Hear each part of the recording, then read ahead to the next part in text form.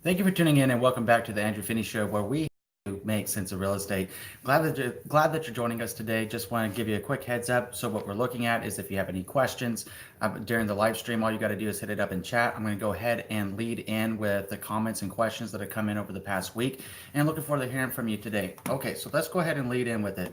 So Fozzie647 commented on last week's live episode. He said, "Keep up the good work. I really like your videos." Thank you, Fozzie. Really appreciate that comment, and it keeps me going. It keeps me going, moving forward. So really appreciate you tuning in last week and enjoying that episode. Then we have Molly Winkle that said that if she has a short sale, it's a little bit misleading to say that you only have to wait 2 years before you can use your VA loan benefit again. So she was watching a video that I'd made a couple years ago with one of my great loan officers, Bill Marin, over at New American Funding, about getting a VA home loan after a short sale. And typically there's a 2 year time, and then she's a wait time before you can use it again. And she was specifically commenting on how the entitlement works. So whenever you look at getting the entitlement, it's a great question to ask any local loan officer if you're looking at getting a VA loan, how that's going to work and how it's going to work out best for you. So essentially what happens with your reinstatement of your full entitlement, it takes a little bit more work. Otherwise, sometimes they do like a split of the entitlement between the part of your VA short sale that you had before that was discharged as part of the short sale, and what the entitlement is that you can use again. To get the best scoop on that, you really need to talk to your local loan officer, because there's a lot of variables that go into it. So I understood where Molly was coming from. There is a lot more that goes into it though. So you want to discuss it with a local loan officer to get down into the details. Matt Nelson, what's up, Andrew? Hey, Matt Nelson, really appreciate you tuning in today. Great to hear from you. Hope you're enjoying a wonderful day today. Then we have a video coming in from Jonathan Montgomery.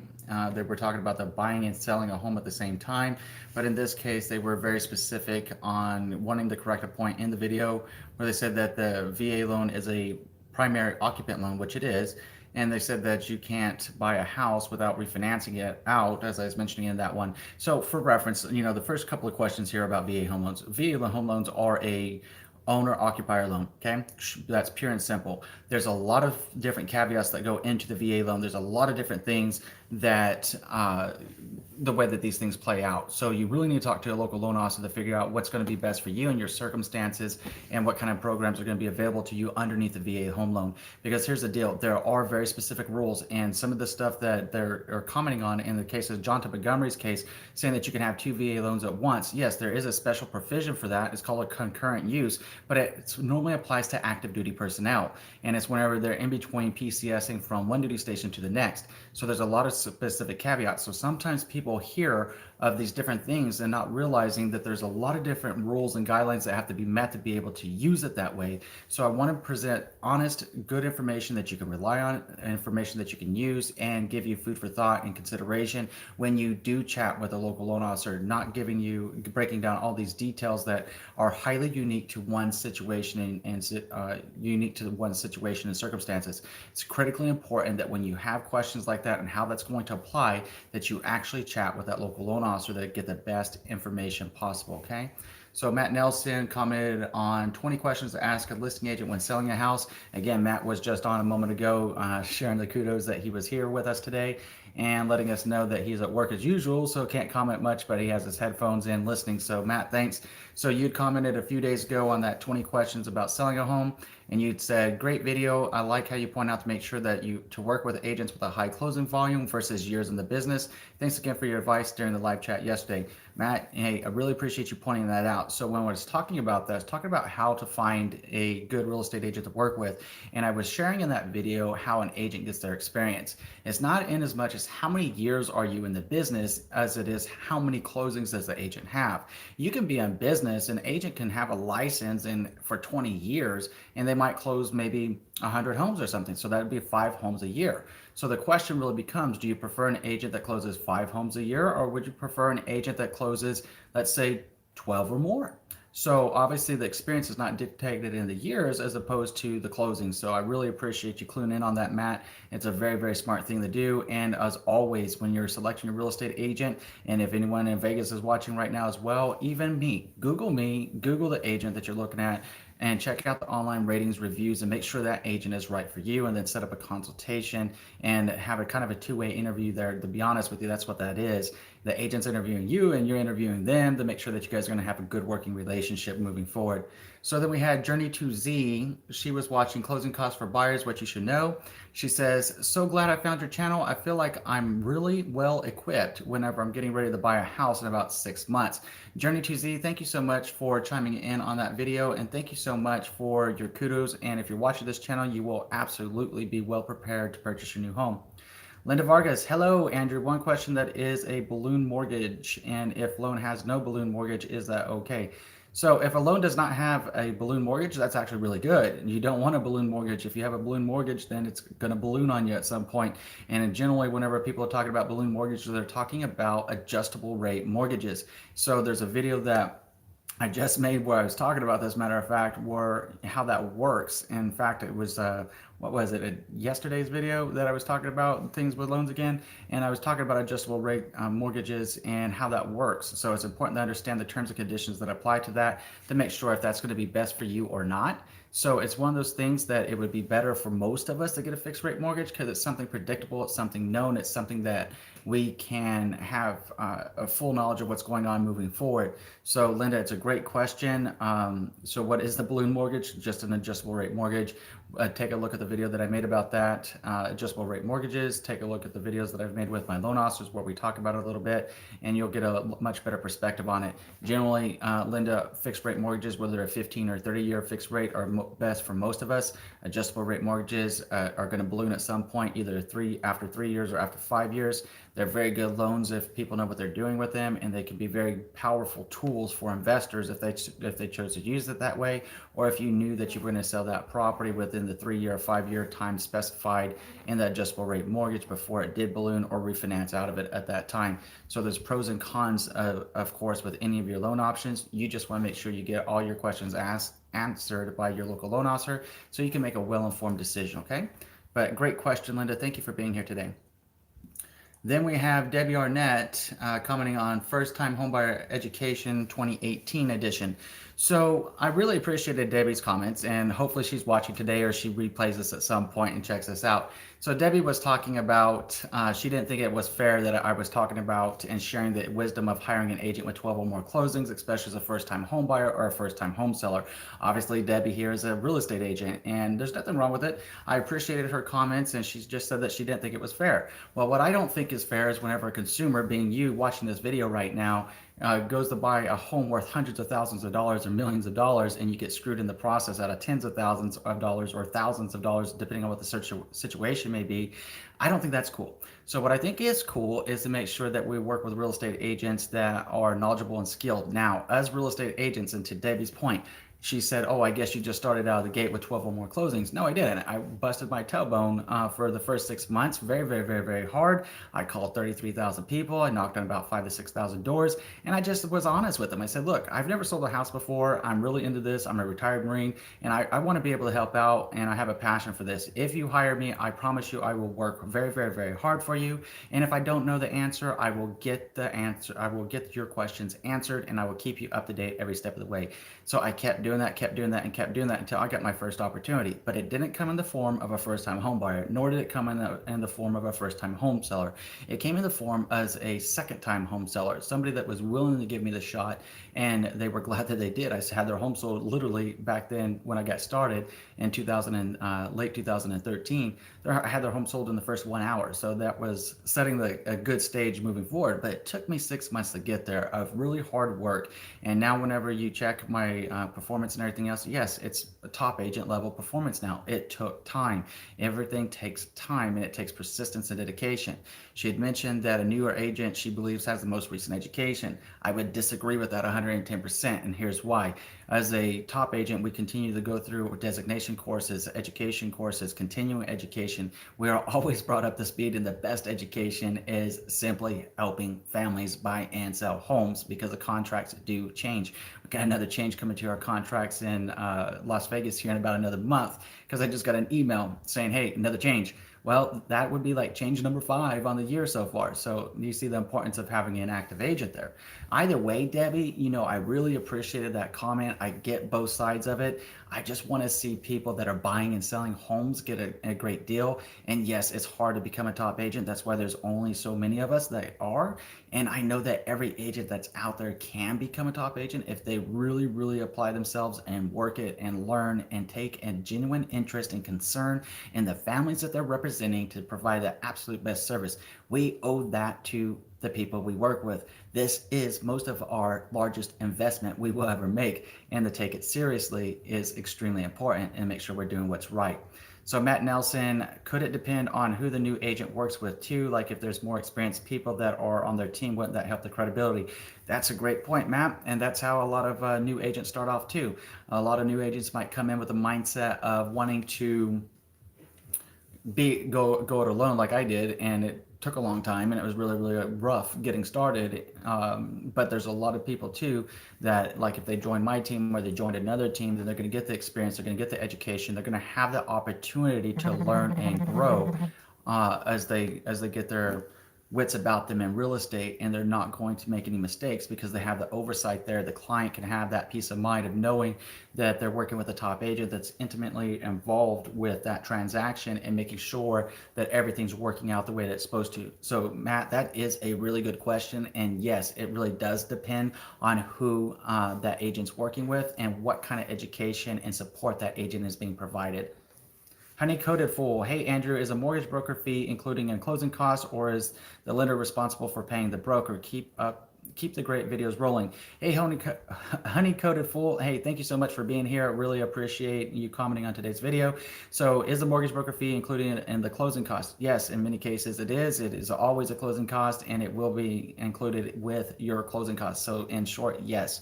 The next one is the lender responsible for paying the broker. So the lender does not pay the broker. The broker, I'm assuming here you're talking about the real estate broker. If you're talking about the real estate broker, then they are paid actually by the sale of the property from the seller. So whenever you look at a commission, and let's just come up with an example just for easy math purposes. Let's say that total listing commission on a property was 6%. Again, just an easy example to use. If it was 6% that the seller was paying to sell their property, then what happens is you got to take that 6% and cut it in half.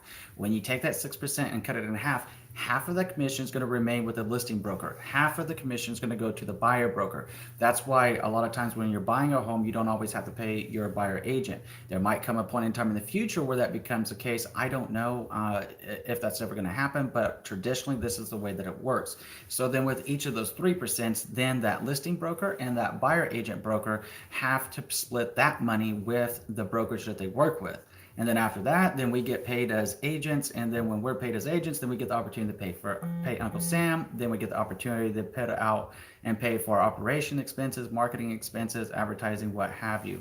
So there's a lot of stuff going on there. But it's a great question, and I will absolutely keep the videos coming. If you have anything in mind, then just hit me up. Let me know. You can hit me up direct, whatever. My contact information is down below. So.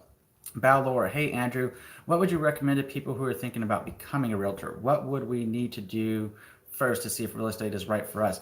Now that's a really good question, Balor. What would I recommend to somebody that's thinking about becoming a realtor is to really consider if you have 6 to 12 months of reserves in your finances. That's number one, is take stock of your financial position. It's very, very real that a new agent may not earn their first commission for the first 3 to 12 months, depending on their motivation and persistence and dedication to becoming a real estate agent. So it's very, very real. The upfront costs are going to be a little bit, look, the easiest thing in the world and the least expensive thing in the world to do is get a real estate license. It's easy. I'm not gonna lie. It's super easy. If you can pass the test, you can get a real estate license. It's pathetically easy, in my opinion. Now, what is massively difficult is to become a top performing real estate agent. That is very hard, and that takes a lot of work, and that's why you see 87% of the people that get the real estate license today will not be around in 6 to 12 months. Real estate has one of the highest attrition rates in and out of the door. It's just insane. So first of all, I'd recommend making sure that you got their finances in order and make sure that you can account for not having income for the next 3 to 12 months, depending on how successful you are and whether you choose to join a team. Joining a team, you could probably get your first closing in the first 1 to 2 months if you're on a good team. You got to think that a real estate sales cycle normally takes anywhere between 30 and 60 days where you are in the country. So even if you started on day one with a person that won the purchase or sell a home, then if let's say call it a purchase because they wanted to buy it, they got the offer accepted, and you would be anywhere between 30 and 60 days out from a paycheck at that point, and then you got your splits on top of that. So you really got to be prepared for that. The number one thing that I would probably recommend after that is, do you really have a passion? And that passion has to be there to help people. It really does. It's the reason that I make this channel. I mean, if I'm being real with you, it's not always easy for me to make these videos every single day. You know, it's like 6 days a week I'm making these videos. It's a lot. And on top of that, I still have my responsibilities at home. I have my responsibilities to the clients that I'm working with. I have my responsibilities to my team. I have a lot of responsibilities that go into it. But the reason that I do this is because I enjoy making information available to people to help them make sense of the real estate process. I'm very passionate about taking our industry from where people see it sometimes now and not the best light. And I want to show them that, hey, a real estate agent, especially a top agent, is a lot like being a top agent is really a lot like being a top doctor, because there's the knowledge and the skill set that goes involved with it. You know, you're going to go see a top doctor if you need to get a heart surgery, or you're going to want the very, very best. Well, think about it on the flip side. One, you're talking about your health. On the flip side of that, when you talk about real estate, what are we talking about? Your financial health, right? So when we're talking about your financial health, we're talking about hundreds of thousands or millions of dollars. Shouldn't you have the best representation? Shouldn't you have the person that's more skilled? So you really got to have the passion. You got to have a genuine curiosity and to listen to people and to ask insightful questions. You can't do that if you're over talking somebody. You always have to listen to people, and you have to have the passion to enjoy people and understand, look, some people are wonderful and some people are bat crap crazy. It's just the way it is. And that's why I always say that with a listing appointment or a buyer appointment, it's really a two-way street. The agent has to decide if they want to work with them, and that person has to decide if they want to work with the agent. If so, you shake hands, you come up with agreement, you sign a buyer broker agreement or a listing agreement, however the case may be. You review all of your disclosures, make sure you have full transparency up front. So the goal of this channel, the goal of these videos are to provide that information. So Val, I know that was a really long answer, but there's so much that goes into it because it is on my mind that maybe coming up next year or sometime, you know, whenever I can fit it all into my schedule, that I will be looking at creating another YouTube channel just for real estate agents and sales professionals across the country that teach people to how to be better salespeople. Because sales, I find it kind of funny because I don't call myself a salesperson, because I'm not. I won't sell you anything. I don't care if you're selling a home or buying a home. I'm not going to sell you anything. What I am concerned about is giving you the straight scoop and being an advisor. That's why I say trusted real estate advisor, because I'm not here to push you one way or the other. I'm here to provide you with information to help you make sense of what's going on in your world, ask you some insightful questions perhaps you hadn't considered before, and lay out the facts of the situation to help people make a well-informed decision.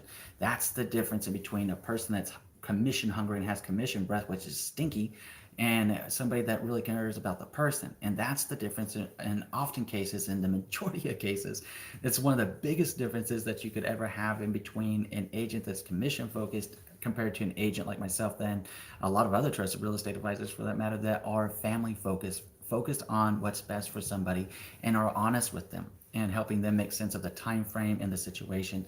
So about, you know, really great question. Really happy that you tuned in.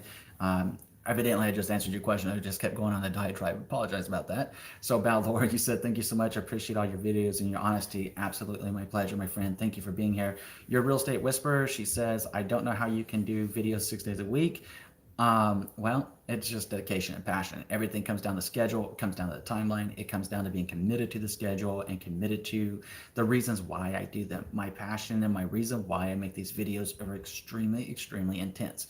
It's all about helping people. My whole life has been a story of wanting to help people and connect with people and try to figure it out. And you know, you said it's funny, right? Bat crap crazy. Well, that's what I normally call it, is bat crap crazy.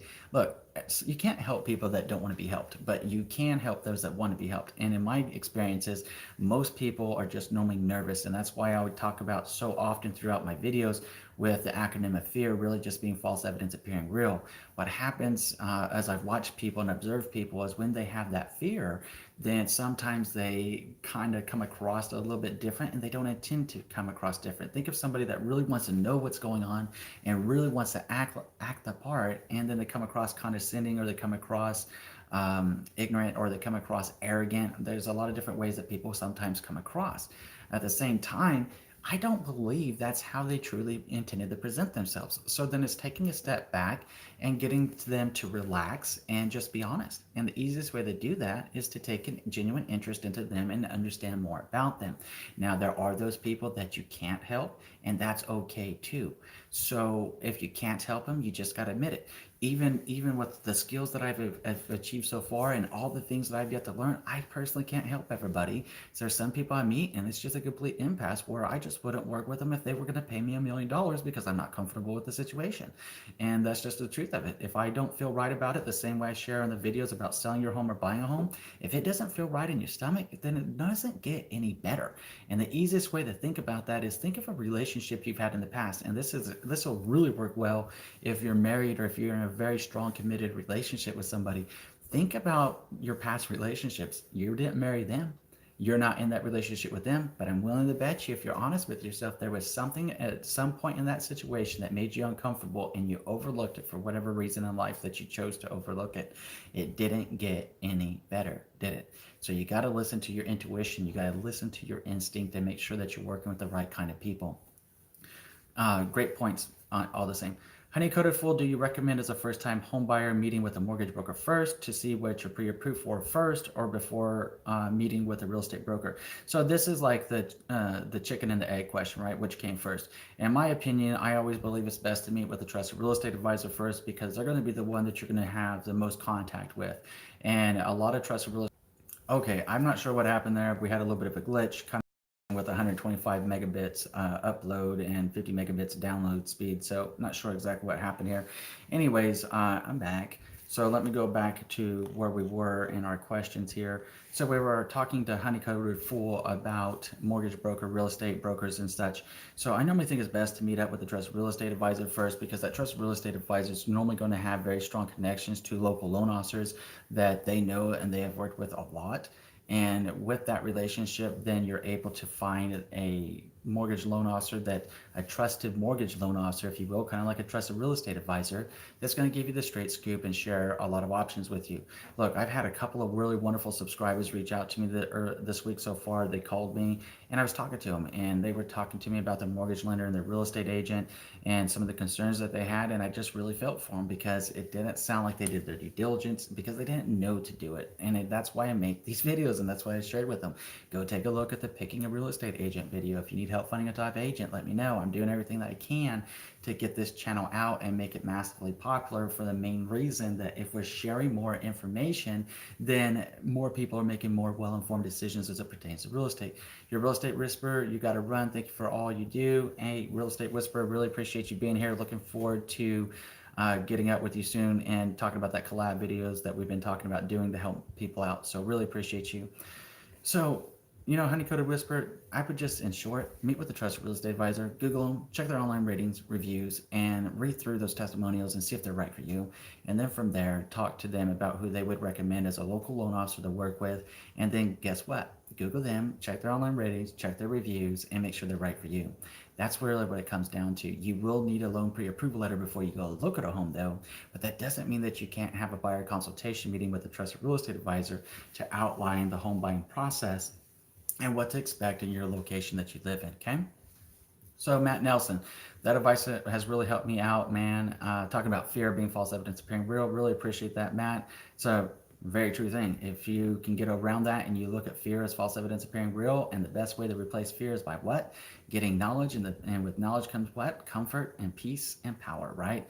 And when you have those things, courtesy of dispelling fear, and you have that knowledge, and you have that comfort, and you have that peace, nothing in life can hold you back. Nothing in life that you want to learn, nothing in life that you wish to do can ever hold you back. But you first got to recognize and shift your mindset to say fear is just false evidence appearing real, and I'm not going to stand and let it stand in my way anymore. I'm going to push it through by learning and educating myself so I can be the best me today. And tomorrow I'll be even better tomorrow than I am today, and today I'm better than I was yesterday. So a little bit of a life mantra that I have going on. Anyways, Let's move forward with Max. So Max was talking about loan estimate explain, and he says, "Wow, I actually followed that. I appreciate all your videos are so quick and to the point and not full of unnecessary talking.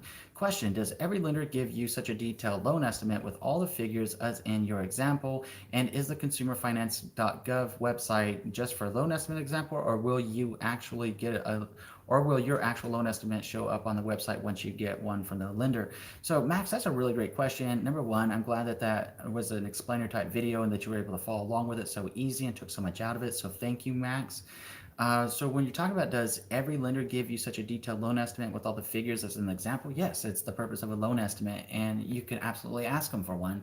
If they don't go ahead and give you one up front, just ask them for it, just so that you know. It will change if you ask them for like a before you get into contract. It will change by the time you go to contract, but it should be very similar. The biggest change that would change for are any specifics to that property, and it could be more, it could be less, or it could be the same. And one of the biggest changes of all would be the interest rate.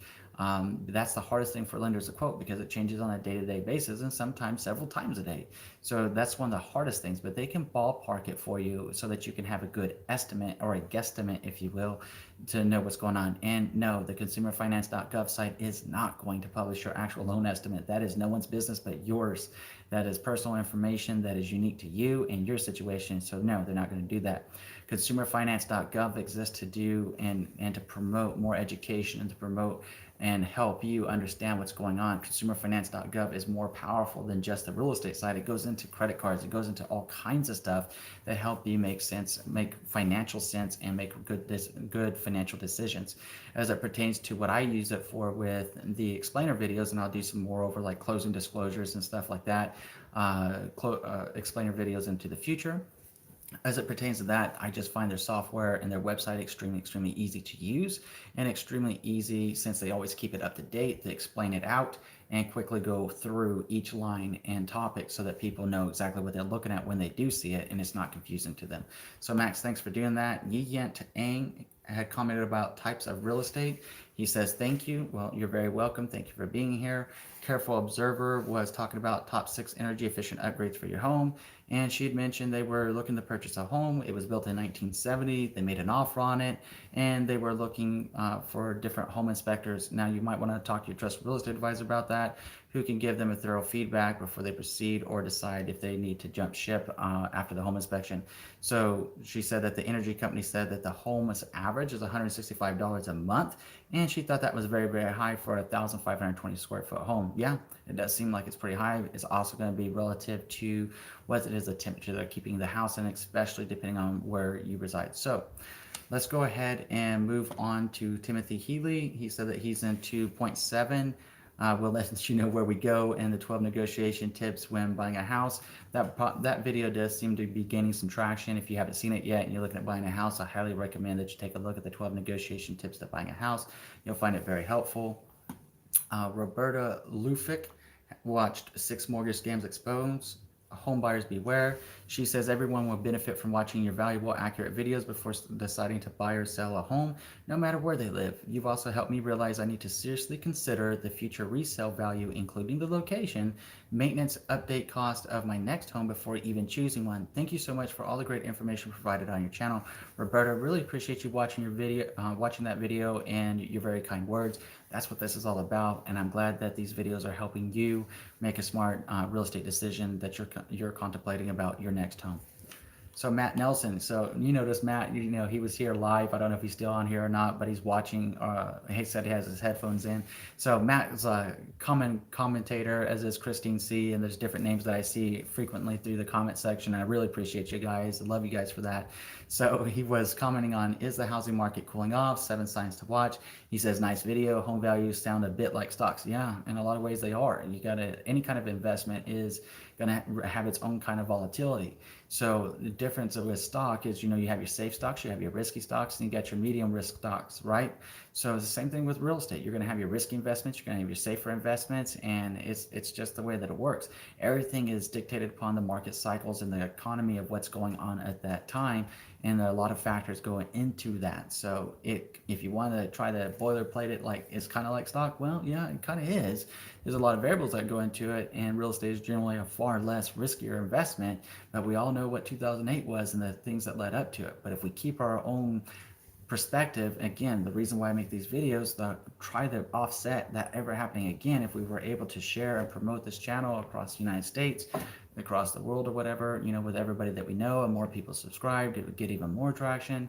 So the longer that people view the videos and the more people that like the videos, the more popular it gets on YouTube. Long story short, as we did that, then people would be making more well-informed and smarter decisions as it pertains to real estate, and hopefully decide to start making smarter and wiser decisions that pertains to their whole life overall, as a holistic point of view, just by virtue of watching this and everything else that they might watch or be interested in. So really good point there though, Matt. Robert Taylor, hello Andrew. Hypothetically, if I purchase a first investment property with an FHA loan, refinance to a conventional loan after the 1 year period, are there any penalties? That's a really good question, Robert, and I'm really happy that you brought that up. I'm working with a gentleman here locally right now, and that's essentially doing like a house hack, right? So I'm not sure if you're looking at house hacking, Robert, or not. Either way, yeah, you could technically do that. What you want to do is whatever local loan officer that you're working with, you want to make sure you have no prepayment penalties. That's the only penalty that I would foresee happening for you, is your prepayment penalty.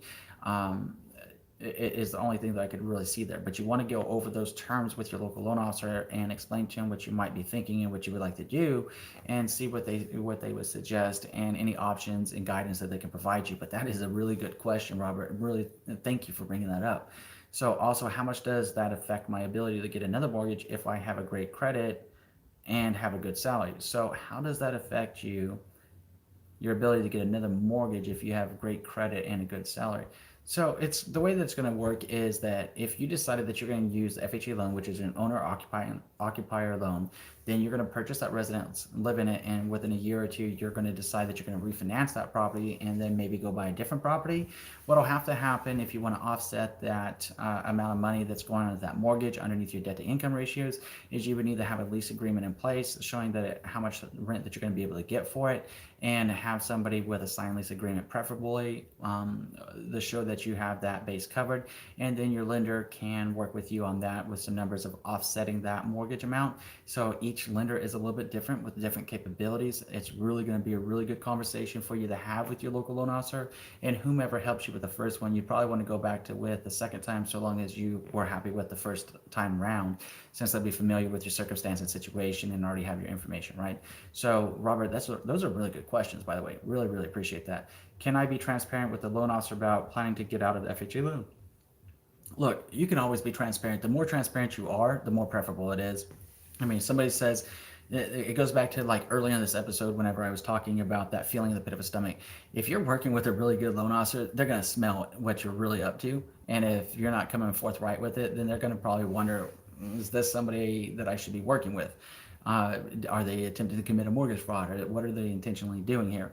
Now, look, there is a certification on FHA loans that say that you do intend to occupy the property as owner-occupier. I believe it's like 2 years. So it might just be shifting your thought process or your plans around as far as your intention of making sure that you abide by the rules of that loan. At the same time, I always encourage transparency. I'm putting out massive transparency on this channel about real estate process for everybody across the United States. And, we do have people watching in other countries as well. So it's really, really important to be transparent. Honesty and integrity are always the cornerstone of any great relationship. So just shoot straight and get it right. So Robert Taylor, thank you, Andrew. You're awesome. Wish I could pay you for your advice. Well, appreciate that. I have to make some links available. If you wanted to do that, it would go to support the channel, because you're probably going to be noticing, and I'm glad you brought that up, because I'm really excited about something that I am excited about. A lot of things. I got a lot of things going on behind the scenes other than what you're seeing on the camera right now, and I'll probably talk about some of it next week. I'm in the process of changing brokerages right now and stuff, so there's a lot of movement going on behind the scenes here. Got a new Sony A7 S2 camera, which is shoots 4K. It's a beautiful camera, and working on learning how to use it, working on learning how to use Adobe Premiere to edit the videos to provide even greater experiences, video quality, audio quality. So I got all this new equipment stuff. Now it's incumbent upon me to learn how to use everything. So here soon, you'll be able to see all that. But yes, that stuff does cost a lot of money. So, if there was anybody that was in our community that wanted to do like even small $5, $10 a month ongoing stuff, all of that stuff adds up, and all of it helps me to make more improved and better quality videos. So, Robert, really appreciate that.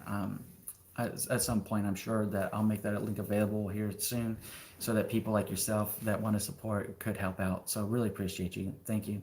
You have a supporter here, buddy. Robert, again, thank you so much. You guys supported right here, helping you too. So feel free just to ask any questions you have. Really love the engagement and really love helping people out, including really appreciating your support, Robert. Thank you so much for that.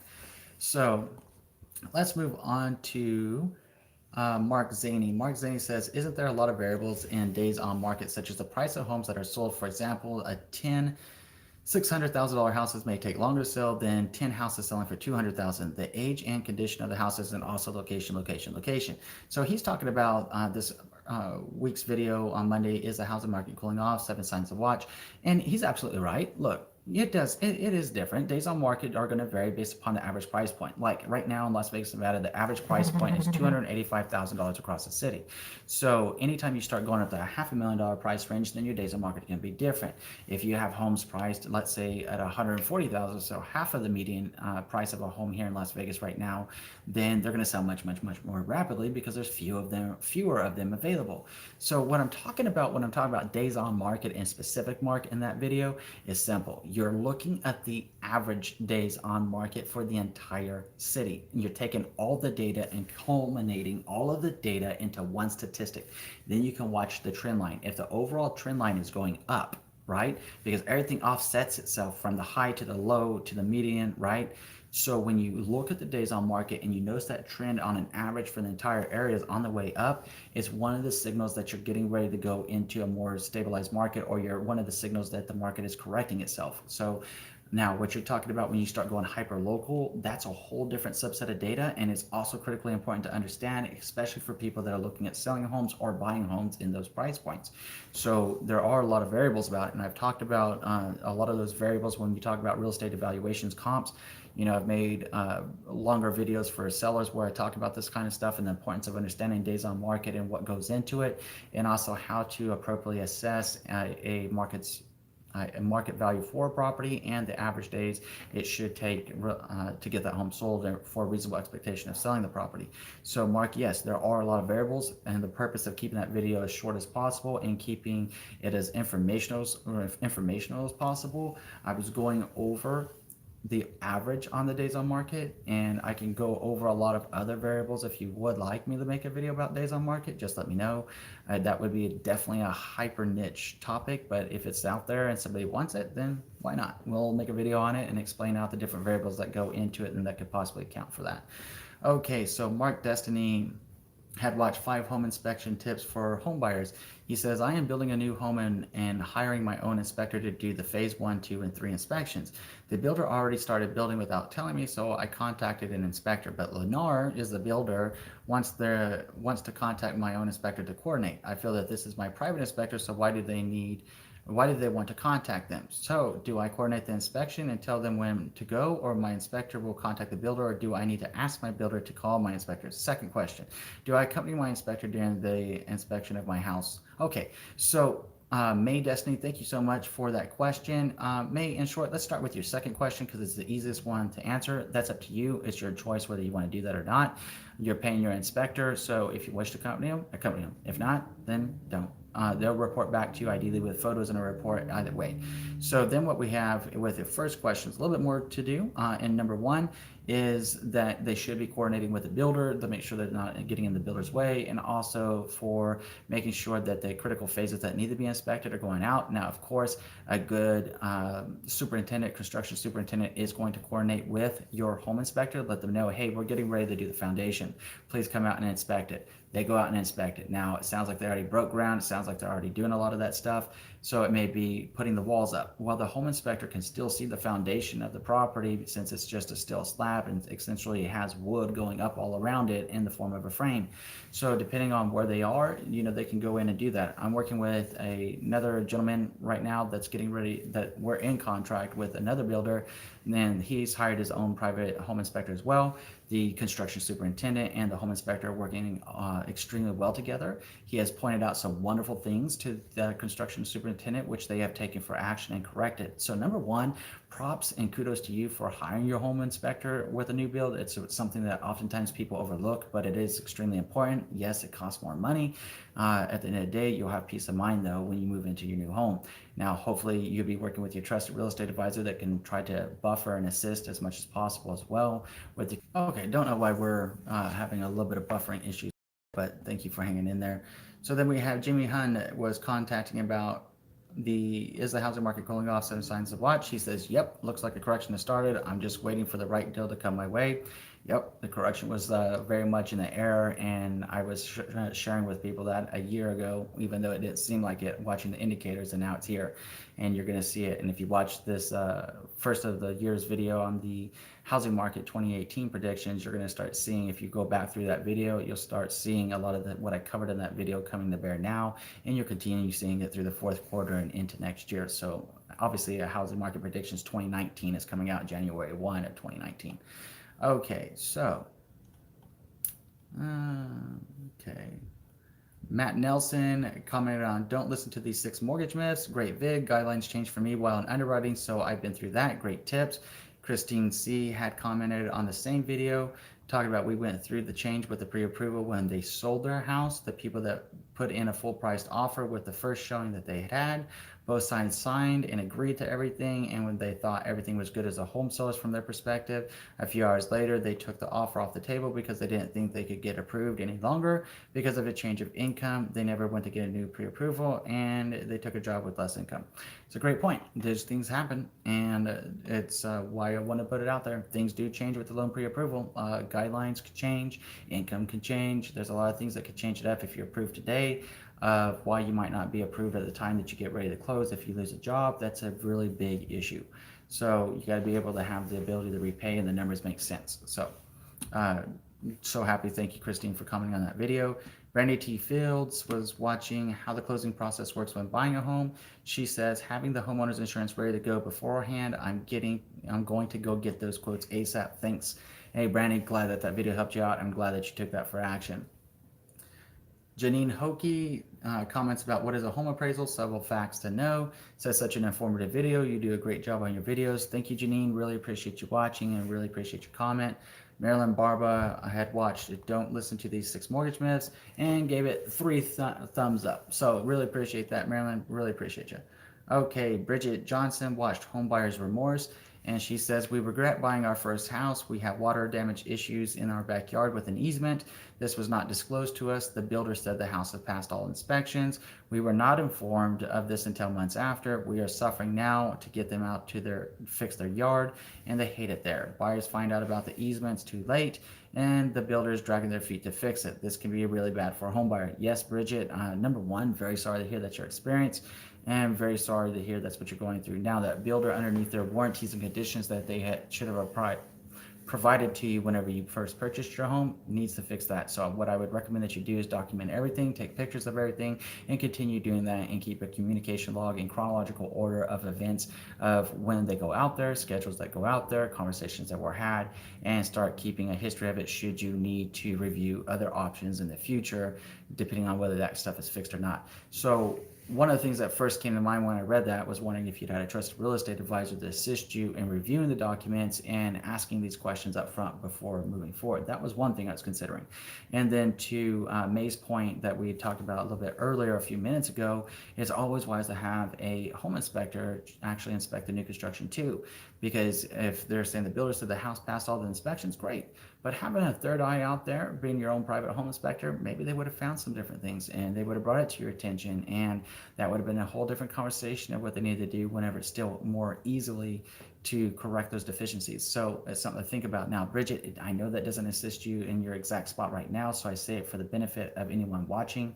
and people that are watching the future about the wisdom of getting not only their own trusted real estate advisor to represent their best interest when purchasing a new home, but also their own private home inspector to perform the inspection through the building process.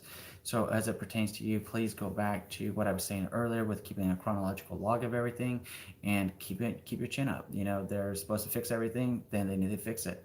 So just let us know how that works out for you. I'm sorry that you have home buyer's remorse, and I definitely hope that things turn around for you guys soon and things get better for you in the future, okay? Princess Di was watching 9 questions to ask your mortgage lender. And Princess Di 1933 says, really appreciate all of the info you're providing. Extremely helpful to us buyers and to those purchasing new homes. Yeah, thank you, Princess Di, for watching that video. And I really appreciate your comment as well. So thank you so much.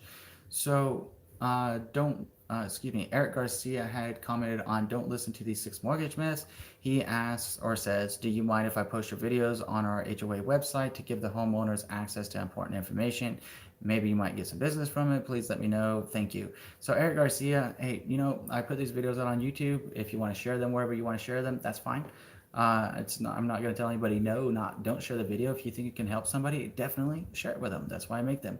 So, as far as any kind of business opportunities, that's cool. If they work out that way, wonderful. But the intention would be to give them the most well-informed information possible, and so that they can make the best decision for them possible. So thank you for your support and wanting to share the videos. And yes, please, absolutely feel free to do so, along with anybody else that's watching that's wondering the same question. Go ahead, share the videos with whomever it can help. That's what I always ask in all the videos. So anyways, we've been going at it today for about 46 minutes, and I'm going to go ahead and get back to my day here. I'm hoping that you guys have a wonderful day. What's going on with you? And we'll look forward to coming back live next Wednesday at 11 a.m. Pacific time. In between now and next time, I'm wishing you and yours a lifetime full of love, wealth, abundance, and happiness.